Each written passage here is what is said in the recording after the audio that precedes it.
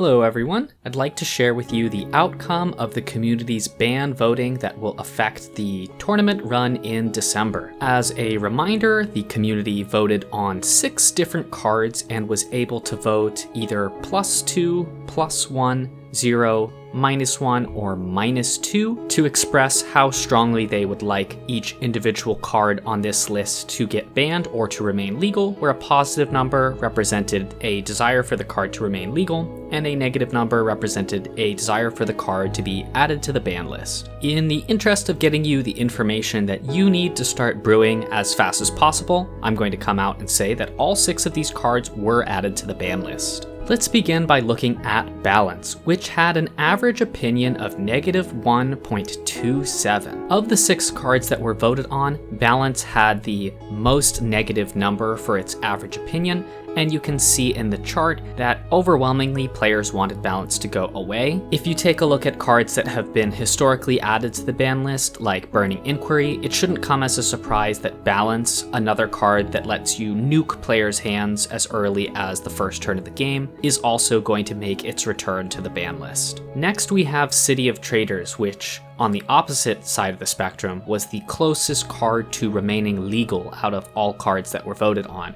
with an average opinion of -0.09. You can see in the chart that there are 2 peaks that City of Traders has for the vote, where some people felt very strongly that they'd like the card to remain legal, and other people felt very strongly that they'd like the card to be added to the ban list. Regardless of your own opinions on the card, I do want to stress that City of Traders being banned is unlikely to have a significant impact on the format for a couple of reasons.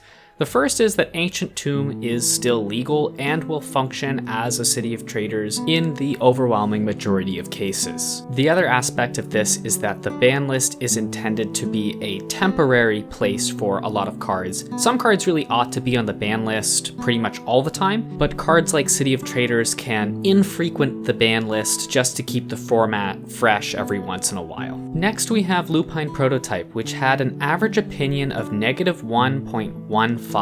You can see that most folks were leaning towards Lupine Prototype getting banned, and there's a really good reason for that. The card has been a top performer for several months now, and it outcompetes almost every other 2-drop and even some 3-drops. Because the card is colorless, there wasn't that much reason for players to even consider running other 2-drops because they could include Lupine Prototype in virtually any deck. Occasionally in the Discord server, someone would ask something like, what is the best 2-drop to run in red? And people would quickly answer, both as a joke but also quite seriously, Lupine Prototype. With the card's introduction to the ban list, hopefully we'll get to see a broader diversity of threats run by all kinds of different decks. Next we have Mishra's Workshop, which had an average opinion of -0.97. And you can see, similar to City of Traders but not nearly as strongly, there was a small group of people that were holdouts that would like to have seen Mishra's Workshop remain legal. I think the pattern here is that there are many players who don't like seeing mana sources get banned because they see mana sources as the cards that enable them to play really cool decks. That being said,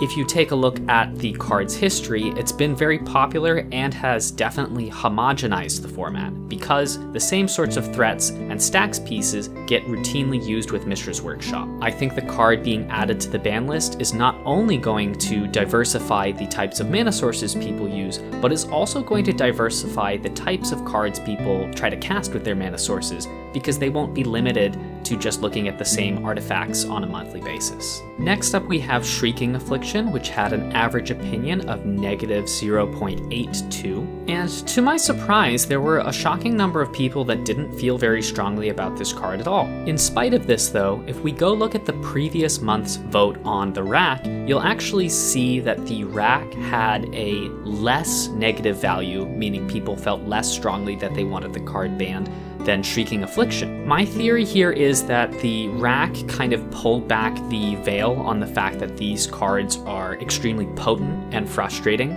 So a lot of the same players that did not like the rack similarly voted on Shrieking Affliction and maybe somewhat intensified their score that they assigned the card, maybe from a -1 to a -2. The last card on this list is Urza's Saga, which had an average opinion of negative 0.30. You can see that a very significant number of players felt entirely neutral on Urza's Saga, and the context here is that Urza's Saga was on this list for vote not because of the card's power level in the format, but rather how it affects the ability to run the tournament because the matches are processed by hand by myself and the Game Gurus. So the reason this card is being added to the ban list is largely because it increases the amount of time it takes to process matches because it's frequently paired with cards that create complex decision trees or just a lot of variables to keep track of, like Elixir of Immortality or Tel Jalad Stylus. I think it would be reasonable for the card to become legal again in a reasonably timely fashion, but